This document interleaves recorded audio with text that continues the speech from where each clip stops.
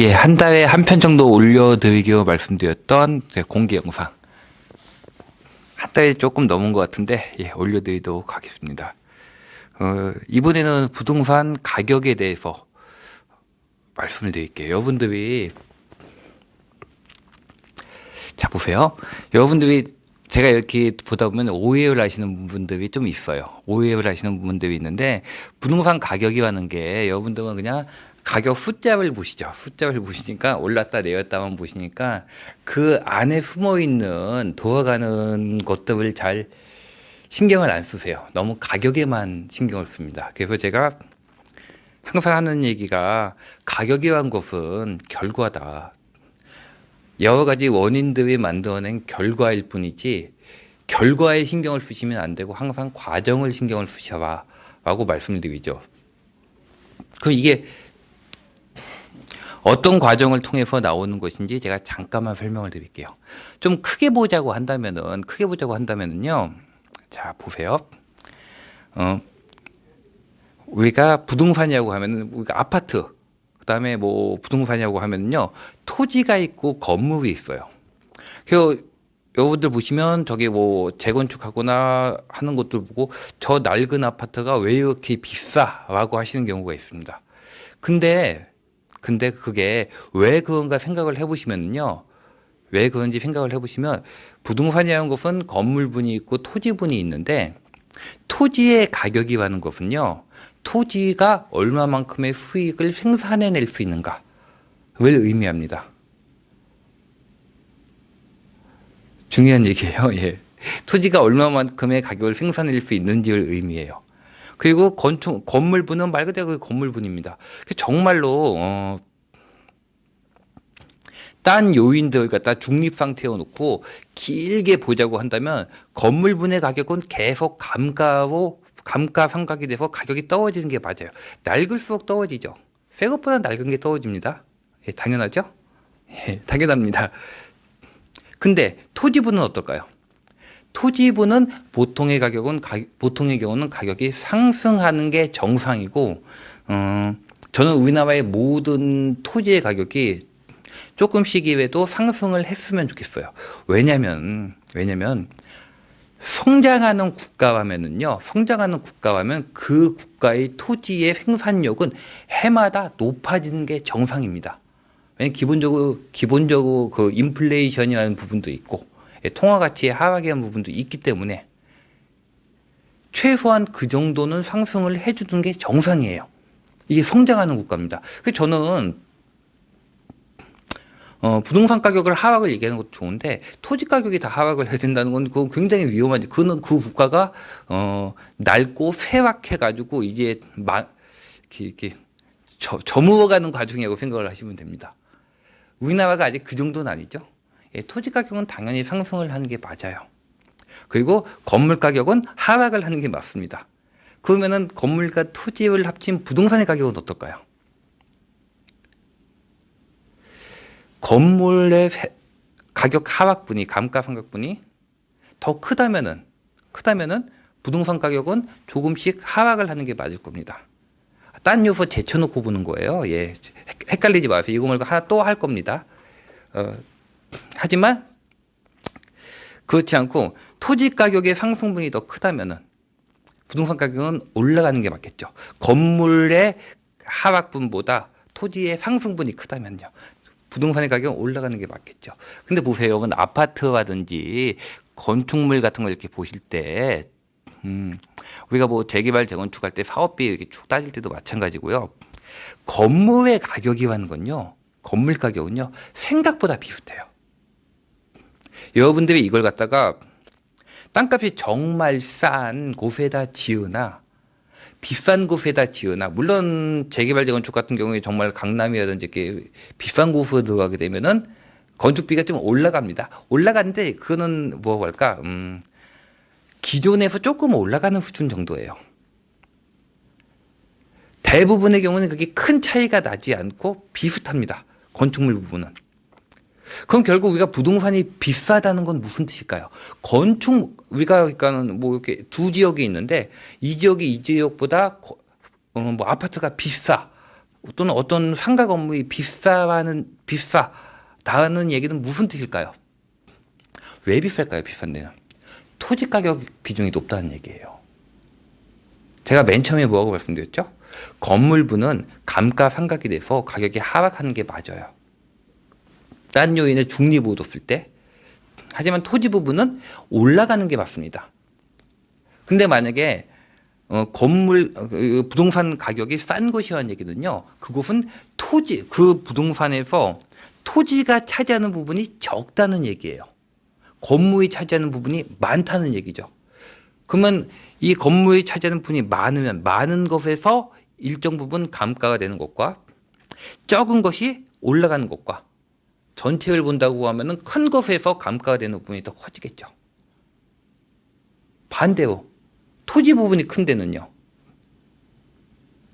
같은 비율로 상승을 한다 하더라도 건물 부분이 적고 토지 부분이 크기 때문에 같은 비율로 토지도 뭐 2%, 건물도 2%, 건물은 2.5%씩 뭐 감가가 되고 토지는 2.5%씩 올라간다고 치면 토지가 차지하는 부분이 더 많기 때문에 전체적인 부동산 가격은 올라가게 됩니다.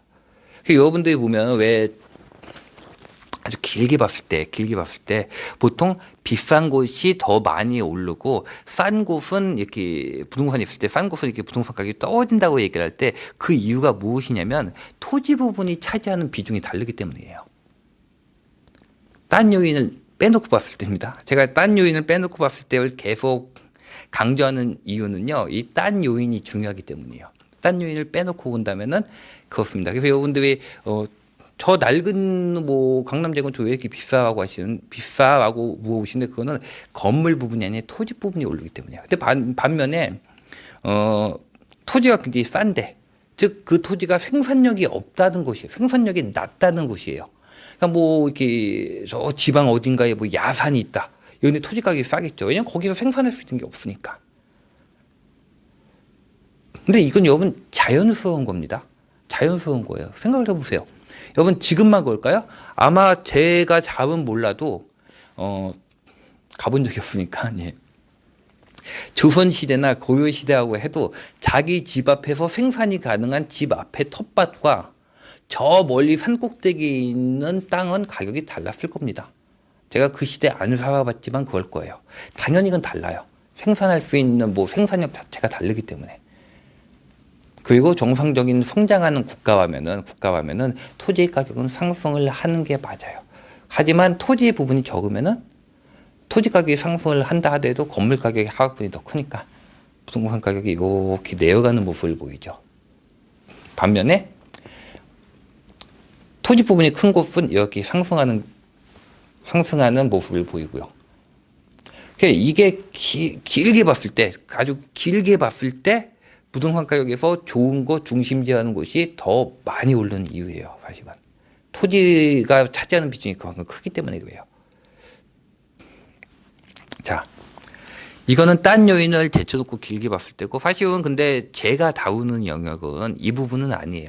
이건 그냥 여러분들이 부동산 가격에서 저기 왜 비싼 데는 더 비싸지고 싼 데는 계속 가격이 떨어지지? 라는 궁금증이 있으실까봐 아주 기본적인 베이스를 갖다 말씀을 드린 것이고 이런 요인 말고도 또 하나의 요인이 있어요. 제가 토지 부분은 오르는 게 맞고 건물은 시간이 지날수록 낡으니까 가격이 떨어지는 게 맞다고 얘기를 했잖아요. 가격이 떨어지니까 그 자체 보면 가격이 하락을 하는 게 맞는데 낡으니까 하락하는 게 맞는데 그렇지 않은 경우가 생겨요. 그렇지 않은 경우가 생깁니다. 뭐냐면 건물이 하는 역할이 특히 주거용 건물, 뭐 상업용 건물도 마찬가지겠지만 주거용 건물이 하는 역할 중에 하나는요. 주거를 담당해요. 집은 사는 곳입니다. 어느 누구나 하나의 주택을 점유해야 돼요. 저번에도 말씀드렸죠. 모든 사람들은 가정은 하나의 주택을 점유합니다. 이걸 자가로 점유할지 전세로 점유할지 월세로 점유할지는 선택이지만 무조건 점유는 해야 돼요. 길바닥에서 살 수는 없으니까요. 무조건 점유를 해야 됩니다. 그래서 이 공급량 자체가 적을 때는요. 이 점유를 못하기 때문에 자가면은 매가죠. 전세면 전세가, 월세면 월세가입니다. 월세 가격이 올라가거나 전세 가격이 올라가거나 또는 자가, 매가가 올라가거나 이 셋 중에 하나가 발생을 하거나 둘이 발생을 하거나 하면은 결국엔 이것은 모두 다 상승적으로 영향을 미치게 됩니다. 월세가 올라가게 되면 월세 수익률이 올라가기 때문에 매가가 올라가요. 전세가 올라가게 되면 전세가는 매가보다 높을 수 없기 때문에 전세가가 매가를 밀어 올리게 됩니다. 그래서 결국은 전체의 매가가 올라가는 현상이 발생을 해요. 이거는 공급 양에 의해서 발생하는 건데 제가 주로 다루는 부분은 이 부분입니다. 그 맨 처음에 말했던 이원 요인 빼놓고 하는 부분은요. 분명 의미가 있어요. 의미가 있는데 이건 너무 긴 기간 동안에 딴 요인을 중립으로 갖다 놓고 보는 거기 때문에 이걸 놓고 잘 보지는 않고 부동산 가격에 우리가 체감하는 부동산 가격의 등락은 거의 이 공급 부분에서 발생을 합니다. 그러니까 여러분들이 가격을 보더라도 가격이 오르고 내린다고 얘기를 하더라도 이 가격이 오르고 내림이 어디에서 발생하는지를 아셔야 돼요. 이 첫 번째 말씀드렸던 토지 부분의 가격 상승과 건물 부분의 가격 하락. 이 부분도 물론 알아두시면 좋을 때가 있습니다. 여러분들이 조금 더 수준이 올라오시면은 뭐 그 부분을 통해서 시장을 보는 방법도 있는데 아직은 그 부분까지 말씀드릴 수 있는 분들은 별로 없으실 테고 일단 우리가 여러분들이 초점을 맞춰서 부동산 가격을 보는 것은 이 공급 부분이에요. 공급이 얼마만큼이나 되어 있느냐에 따라서 이게 무엇과 같냐면 여러분들이 이런 얘기도 하세요. 그럼 부동산 가격이 하락을 한다면은 집을 사지 말아야 될까요? 라는 질문도 하십니다. 그리고 이건 당연히 사지 말아야 될 거라고 생각을 하세요. 하지만 실제로는 그렇지 않습니다. 그럴 수도 있고 아닐 수도 있어요. 제가 예를 들어 볼게요.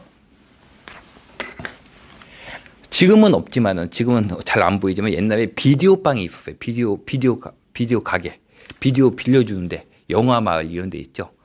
이 비디오를 갖다가 새 비디오를 뜯어요. 그럼 이 비디오 자체의 가격은 어떻게 될까요? 비디오 자체의 가격은 하락을 할 겁니다. 근데 이 주인은 비디오 가격이 하락을 하는 걸 알고도 이걸 왜 뜯을까요? 바보 같은 짓이잖아요. 이걸 뜯는 순간 가격이 하락하는데 왜 비디오를 이만큼 빌려다가 이걸 다 뜯을까요? 대여해서 그보다 더 높은 수익이 나오니까. 그러니까 주택 가격이 하락을 하면은 집을 사면은 안 되나요고 말씀하셨을 때 이거는 경우에 따라 다릅니다. 집을 사서 비디오 가격이 떨어지듯이 집 가격이 떨어진다 하더라도 이걸 대여해서 얻는 수익이 더 크면은 집을 사시는 게 더 이익입니다. 근데 비디오와 집의 가장 큰 차이는 무엇인가 하면 사람은 누구나 하나의 집을 점유해야 된다는 거예요. 즉 하나의 비디오는 있어야 돼요. 그럼 이 비디오 가격이 떨어진다 하더라도 이 비디오를 갖다가 빌리는 가격보다 가격의 하락 부분이 더 적다면은 이때는 가격이 하락한다 해도 매입을 하는 게 더 유리합니다. 그래서 여러분들이 잘못 알고 계신 게 뭐냐면 주택 가격이 하락할 때는 자가 점유율이 항상 떨어질 것이라고 생각해요. 집을 아무도 안 살 것이라고 생각을 하시는 경우가 있는데 아닙니다. 당장 여러분들이 우리나라 각 지방별, 지역별 자가 점유율 보세요. 부동산 가격이 거의 약간의 적은 침체나 하락이 나와도 자가 점유가 올라가는 경우는 얼마든지 있습니다. 하지만 주택 가격이 급하게 하락을 하게 되면 당연히 이 손해액이 더 크기 때문에 집을 사지 않습니다. 그래서 주로 수도권에서는요 주택 가격이 하락할 때 자가 점유가 떨어져요. 근데 지방 같은 데를 가보면요 지방 같은데 주택 가격의 하락폭이 크지 않고 그다음에 빌리는 비용이 크다는 건 뭐죠? 그걸 나타내는 지표가 뭐가 있죠? 전세가율. 전월세 전환율. 전세가율과 전월세 전환율이 높은 지방에 같은 경우에는 주택 가격이 조금씩 하락을 해도 자가 점유가 오히려 올라가는 경우를 흔치 않게 볼 수 있습니다. 사실 여러분들이 시장을 갖다 공부를 할 때 좀 더 바닥부터 천천히 공부를 해나가시면요. 굉장히 시장을 볼 때 어느 정도 잡히시면 시장을 보기가 굉장히 편합니다. 근데 대부분 많은 경우에 가격에만 눈이 꽂혀요. 가격에만. 그래서 시장을 보기가 더 힘드신 거예요. 이걸 한풀 벗어나셔야 되는데 사람이라는 게 욕심이 있는 동물이기 때문에 그게 쉽지는 않습니다. 예, 이해는 해요. 쉽지는 않은데 그러면은 가격을 이해하기가 정말 힘들어져요. 자, 군소인 그만하고요. 그래서 우리가 주로 가격의 등락을 볼 때 보는 것은요, 공급을 봐요. 아까 말씀드렸던 뭐 저원, 토지 가격의 상승, 건물 가격의 감가상각, 이거는 너무 긴 기간 동안에 발생하고 짧은 기간 동안에 발생을 하는 것은 주로 이 공급입니다. 공급 부분이에요. 무슨 얘기냐면, 자, 비디오를 뜯었습니다. 그럼 이 비디오 자체의 가격은 떨어지는 게 맞아요. 근데 이게 너무 잘 돼요. 너무 많은 사람들이 비디오를 빌려보려고 해요. 비디오가 지금은 그렇지만 만약에 뭐 무슨 뭐 옛날에 코로나가 터졌으면 사람들이 다 집에서 비디오를 봤을까요? 하여간 그런 일 너무 잘 돼요. 비디오 방사가 너무 잘 되는 거야. 그럼 이 중고 비디오의 가격은 어떻게 될까요? 올라가죠. 이걸 갖고 있으면 수익률이 꽤 상당히 높이 나오니까 누구나 뜯은 순간 원래는 감가상각이 나서 가격이 떨어져야지 당연한 건데 너무 수요가 많게 되니까 가격이 올라가게 됩니다. 부동산에서 가격을 보는 건 뭐 제가 예전에 만들었던 10년 주기설, 공급량이 아닌 10년 주기설, 이건 전부 다 이 공급 부분을 보는 거예요. 이거는 여러분들이 부동산 공부할 때 뭐 하세요? 부동산 공부할 때 사실 저나 저가 같이 공부하시는 분들이 보는 건요, 주로 이 큰 부분, 이 공급 부분 이렇게 크게 어떻게 보면 이 연역적으로 탑다운 방식으로 정말 시장을 공부를 합니다. 그리고 또 딴 분들은 할 때 뭐 개발 호재나 뭐 학군이나 뭐 이런 것도 공부를 하시죠. 예. 이 두 개는요, 사실은 전혀 달라요. 여러분들 이게 전혀 다르다는 걸 갖다가 제가 이해를 시켜드릴게요. 어떻게 다른 건지. 부동산이 공급의 부족에 의해서 올라가는 것은 무엇과 비슷하냐면 요 지금 뭐 주식 난리죠. 예, 다 주식하시고 난리죠. 그러면 지금 제일 많이 듣는 게 뭐예요? 제일 사람들이 궁금해하는 게 인플레이션이냐 디플레이션이냐 이런 얘기 많이 들으시죠. 인플레이션이 뭐죠? 통화를 너무 많이 발행을 시킨 거예요. 통화를 너무 많이 발행시켜가지고 통화의 가치가 하락하는 겁니다. 부동산에서 공급에 의한 긴 추세라는 것은요, 이 인플레이션과 상당히 비슷해요. 자, 여러분 생각해 보세요. 삼성전자 주식이나 뭐 이게 있다고 칩시다. 또는 뭐 어쨌든 간에 뭐 그런 게 있다고 칩시다. 통화 가치가 하락이 발생을 해서 이 주식이나 뭐 이런 뭐 실물 무언가의 가격이 올랐어요. 올랐죠? 그러면 통화의 가치, 우리가 인플레이션이라고 할 때는 전반적으로 가격이 다 올라가는 거예요. 삼성전자의 주가가 올라가는 방법은요, 통화 가치의 하락으로 인해서 올라가는 방법도 있지만은 또 하나가 있어요. 뭐죠? 삼성전자에 호재가 터진 거예요. 뭘 수주를 했다든지, 예, 뭐 수주를 했다든지, 신기술이 나왔다든지, 신기술이 나왔다든지, 아니면 뭐 경쟁업체 회사에 불났다든지, 하여간 뭐 이런 개별 호재가 터지면 이 주가가 올라갑니다. 하지만 이 주가가 이런 식으로 올라가는 걸 우리가 인플레이션이라고 부르지는 않아요. 이건 개별 호재에 의해서 개별 종목이 올라가는 거니까. 인플레이션이라는 건 뭐죠? 전체적으로 다 올라가는 거예요. 다 올라가는 거고요. 부동산에서도 마찬가지입니다. 제가 부동산에서 공급을 볼 때 공급을 보고 시장을 본다는 건 뭐냐면 이건 인플레이션과 상당히 비슷해요. 공급이 부족하기 때문에 시장이 전반적으로 올라가는 부분을 보는 거예요. 그러니까 제가 부동산 공급량 가지고 시장을 이렇게 쭉 설명을 했었잖아요. 설명을 했고 지금도 하고 있는데 이건 뭐냐면 인플레이션 부분이 굉장히 비슷합니다. 반면에 그 지역의 개별 호재나 뭐 이런 걸 갖다 다루시는 분은 뭘 다루는 거냐? 삼성전자에 어떠한 호재가 있는가를 다루는 거예요. 그러니까 똑같은 여러분들 이 두 개는 가격이라는 것으로 결론이 나지만 그 결론이 나오는 과정은 전혀 다릅니다. 전혀 다른 거예요. 인플레이션으로 인한 삼성전자 주식의 상승과 똑같은 그냥 삼성전자 하나만 본다 하더라도 그 개별 호재에 의한 상승은 완전히 다른 겁니다. 제가 부동산을 다루는 방식은 공급량에 의해 다루는 방식은 이 인플레이션 방식과 거의 비슷해요. 차이는 자 그리고 그 유명한 얘기 있죠. 모든 인플레이션은 통화적 현상이다. 결국은 은행이 통화를 얼마나 찍어내느냐에 달려 있다. 공급은요. 공급도 마찬가지입니다. 부동산에 수요와 공급이 있는데 부동산에 수요와 공급이 있죠. 마찬가지로 수요와 공급인데 부동산에서 수요가 무엇인지 아세요? 부동산의 핵심 수요가 뭔지 아세요? 부동산의 핵심 수요는요. 신혼부부예요. 새로 가정을 꾸리는 신혼부부가 핵심 수요가 됩니다. 새롭게 가정이 태어나는 거니까. 자, 새롭게 가정이 태어나는 이 핵심 수요를 우리가 인위적으로 조절할 수가 있나요? 불가능합니다. 가능은 한데 불가능하다고 보셔도 돼요. 왜냐면 우리나라의 평균 지금 혼인 연령이 거의 30세 가까이 왔거든요. 남자는 30세 정도 되고 여자는 27세인가 정도 나옵니다. 즉 이거는 출생아가 많아야지 그 27에서 30년 후에 신혼부부가 발생을 한다는 얘기예요. 짧게 봐도 25년 정도는 흘러야지 그때부터 증가를 한다는 얘기입니다. 자, 우리가 만약에 내년에 수요를 갖다 조절하고 싶다면은 우리는 어떻게 되냐면 타임머신을 발견을 해서 26년 전으로 돌아가서 신생아 많이 낳기 운동을 하면 됩니다. 그러면 우리가 내년에 수요를 갖다가 조절할 수가 있어요. 가능한가요? 불가능합니다.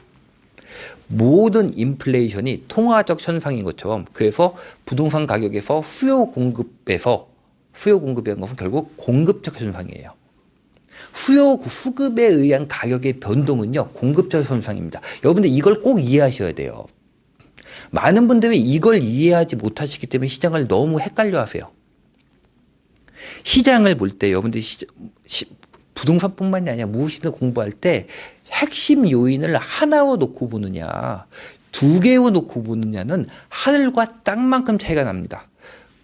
메인 요인이 두 개가 되는 순간 시장을 파악하기는 훨씬 힘들어요. 가능하면 여러분들이 시장을 파악할 때는 단순하게 파악을 하셔야 되는 겁니다. 가능하면 단순하게. 단순화시킬 수 있을 만큼 단순하게. 여러분은 부동산 공부하는 게 여러 가지 지식을 모아가는 과정이라고 생각을 하시죠? 아니에요. 공부하는 것은 모으는 과정이 아니라 버리는 과정이에요. 필요 없는 것을 가능한 많이 버리면 버릴수록 여러분들이 시장을 잘 정확하게 볼 확률이 훨씬 더 높아집니다. 그리고 시장을 볼 때는 수요는 인위적 조절이 불가능합니다. 여러분들 인플레이션을 조절할 때 여러분들이 만약에 미국 미 연방은행이요. 인플레이션을 조절할 때 뭘 가지고 조절을 할까요? 왜 발생을 할까요? 통화에 의해서. 왜냐면은 미 연준에서 컨트롤할 수 있는 부분은 화폐 발행밖에 없습니다. 이것뿐이에요. 그래서 화폐 발행뿐이기 때문에 화폐 발행을 가지고 조절을 하는 겁니다. 부동산 수급에서 수요와 공급에서 이걸 조절할 수 있는 방법은 하나뿐이에요. 공급뿐입니다. 수요는 조절을 못해요. 인명은 제천이잖아요. 사람이 태어나서 결혼을 하고 하는 걸 우리가 어떻게 조절을 해요? 그래서 부동산의 수급에 의한 가격의 변동은 공급에 달려 있는 겁니다. 그래서 가격 조절도 모두 다 공급을 가지고 가격을 조절하는 겁니다. 요거 하나만 여러분들이 알고 계셔도 시장을 보시기가 훨씬 낫습니다. 딴 거 모르셔도 돼요, 사실은. 이거 하나만 나왔다고 하시더라도.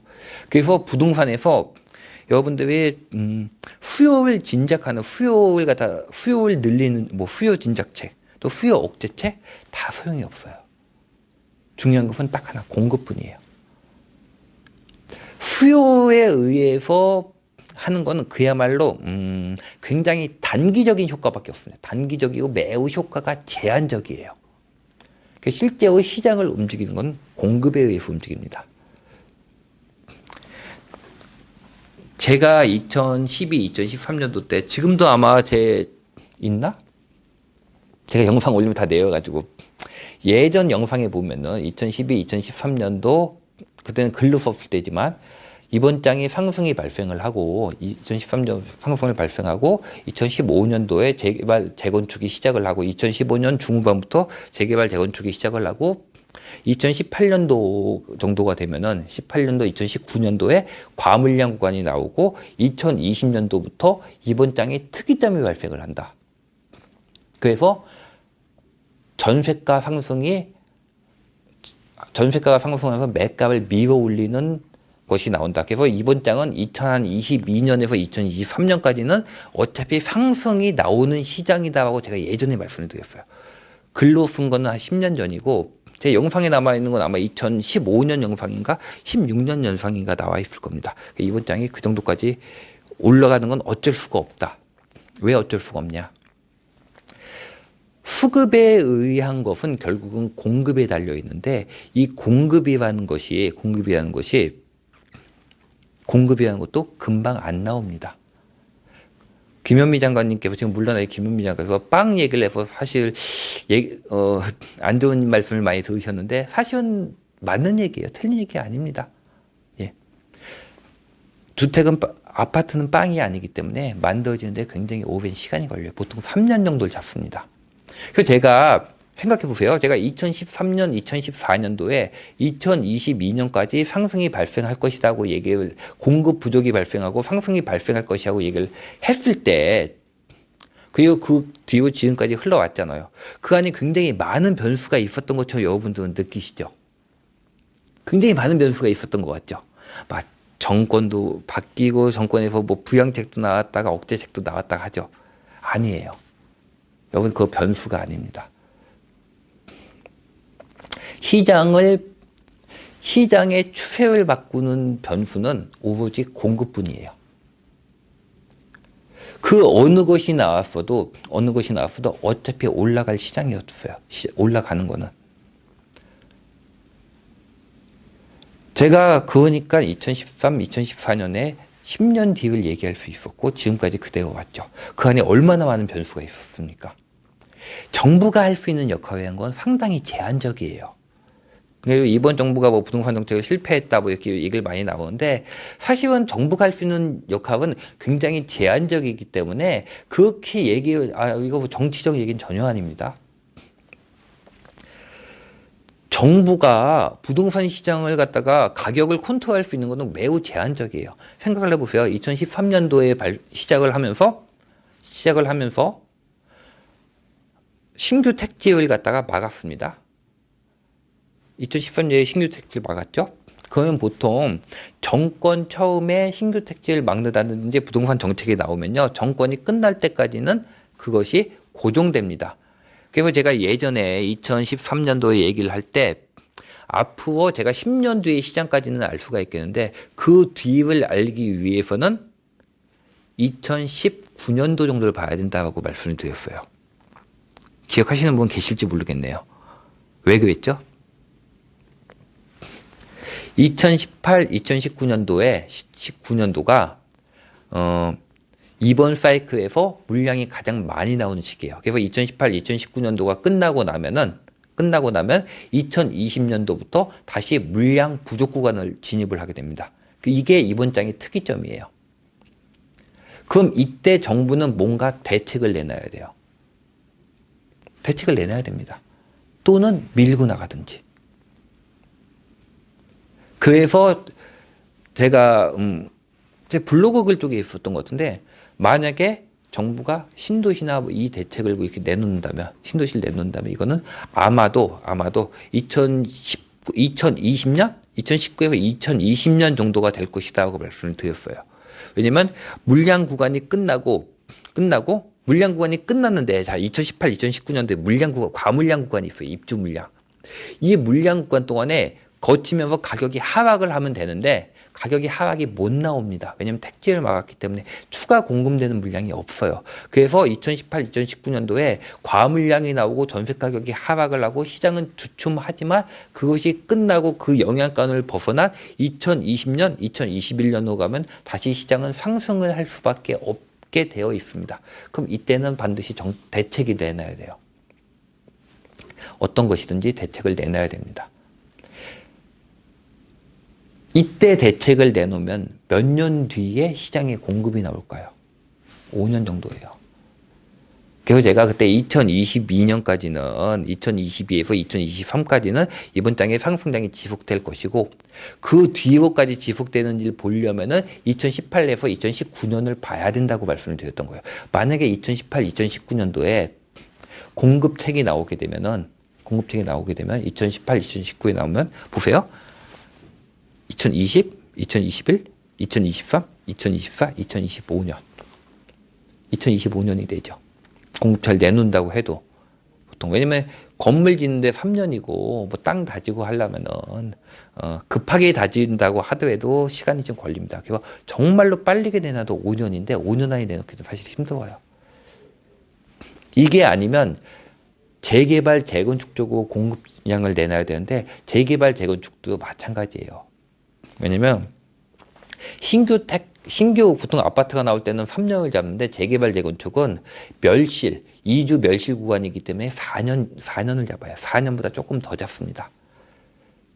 그러면 18, 19년도에 4년을 내놓는다 하더라도 20, 21, 22, 23 이 정도가 된다고요. 그래서 제가 2022에서 2023까지 재개발 재건축을 2018년도, 2019년도에 아무리 속도를 낸다 하더라도 2023년도 이전까지는 물량이 나오기가 상당히 힘들다고 얘기를 했던 거예요. 그래서 제가 2013년도, 14년도에 앞으로 10년간 2022, 2023까지는 물량이 나오기가 힘들다고 얘기했던 게 이 뜻입니다. 여러분들이 지금 굉장히 오랜 시간이 지나고 시장을 보고 계시니까 이제는 이해를 하실 거예요. 제 말이 무슨 뜻이었는지. 그리고 앞으로 공급이 나올 만한지 안 하는지도 여러분들이 이제 이해를 하셨으면 이해한 걸 가지고 시장을 보시면 됩니다. 보시면 되는데 그 전에 중요한 것은 무엇이냐? 시장의 수급에 의한 가격의 변동은 무슨 현상이다? 공급적 현상이라고요. 여러분들 이걸 반드시 이해를 하셔야 돼요. 수요는 인위적으로 조절이 불가능하기 때문에 우리가 조절 가능한 것은 공급밖에 없어요. 근데 공급을 하기 위해서는 기간이 상당히 깁니다. 그래서 우리는 이걸 가지고 시장의 가격 흐름을 파악하는 거예요. 이처럼 부동산의 가격의 상승과 하락이 있는데 이건 자연스러운 거예요, 사실은. 사실 정부 입장이나 이렇게 국가를 갖다 이렇게 맡아서 이렇게 하시는 분들 입장에서는 자기 임기 내에 너무 부동산 가격이 올라도 참 힘드실 테고 부동산 가격이 너무 하락을 해서 경기가 침체도 힘드실 테고 한데 사실 그거는 정부가 할 수 있는 거는요 매우 적어요. 생각보다 매우 적습니다. 이건 자연스러운 거예요. 그리고 자연스러울 뿐만 아니라 각각 하는 역할이 있어요. 상승기가 무조건 나쁜 게 아니고요. 하락기가 무조건 나쁜 게 아니에요. 상승기는 상승기 때 하는 역할이 있습니다. 상승기 때 하는 역할이 뭔지 아세요? 여러분들 부동산 시장이 가격이 상승을 하게 되면 돈이 이렇게 들어오잖아요. 돈이 들어오면 그 돈이 뭘로 갈까요? 건설사들이 공급을 하게 됩니다.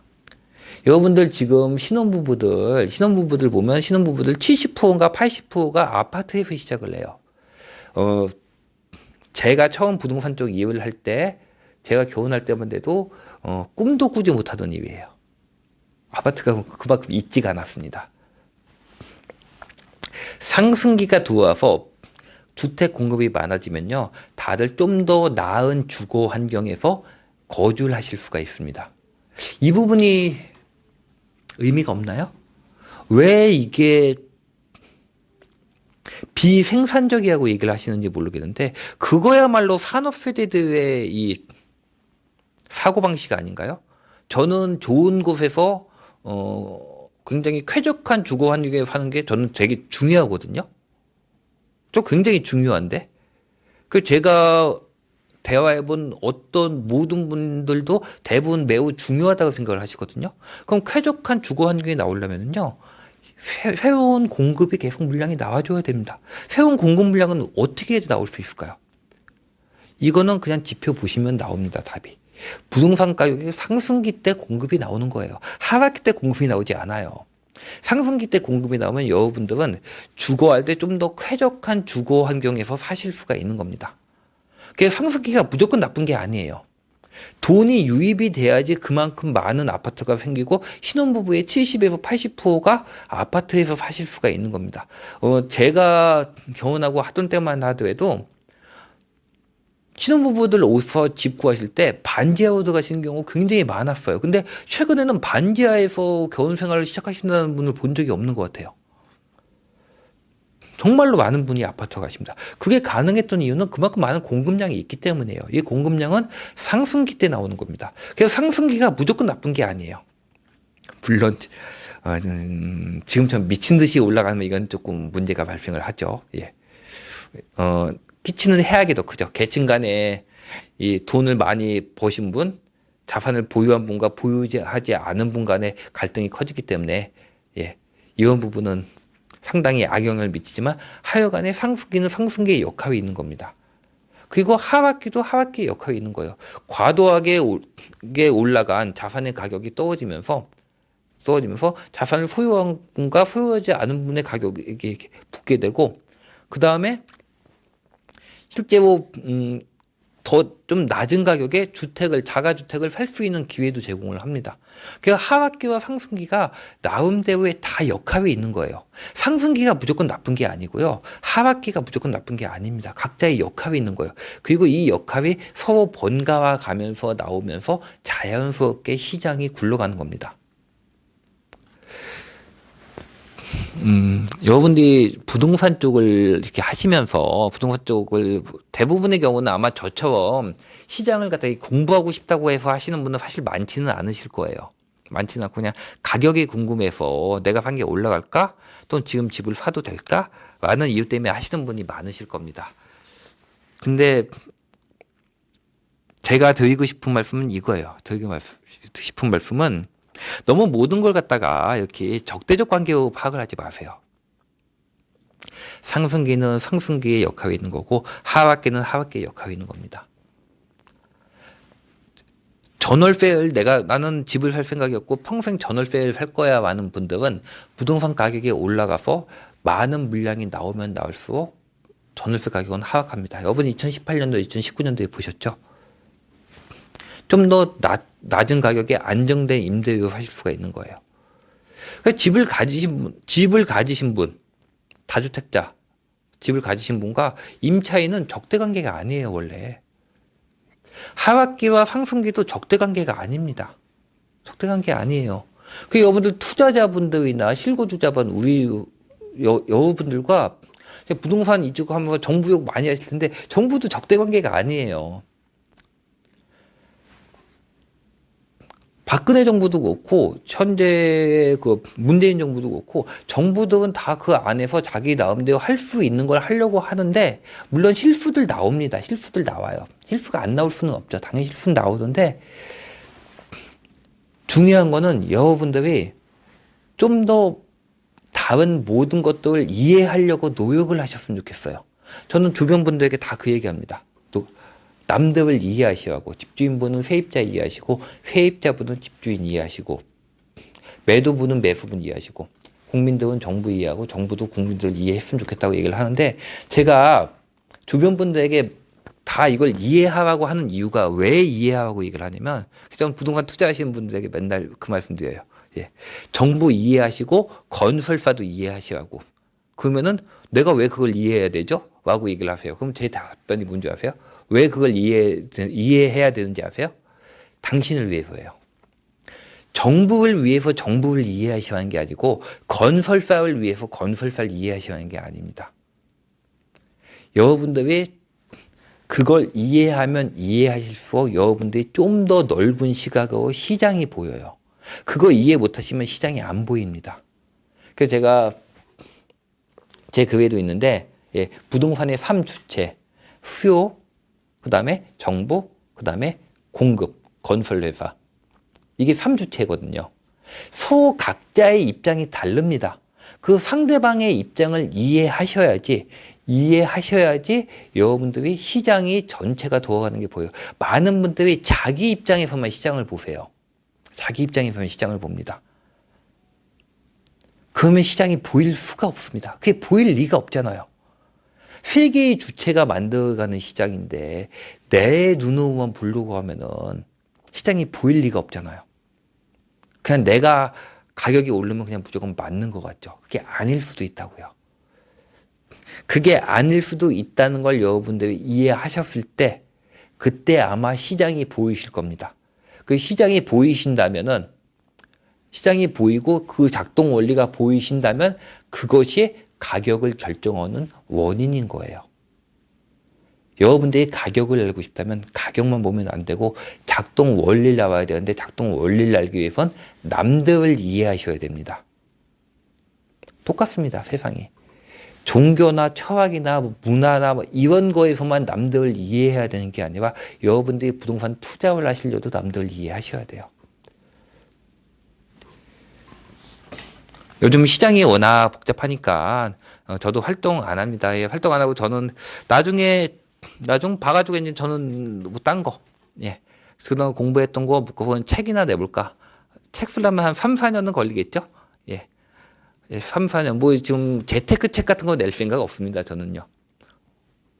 시장에서 가격이 작동하는 원리에 대한 원리나 이 공급 부분에 대한 거 갖다가 제가 공부한 걸 낼 생각이지 뭐 재테크 책 같은 거 낼 생각도 없고 뭐 1, 2년 안에 나올 일도 없습니다.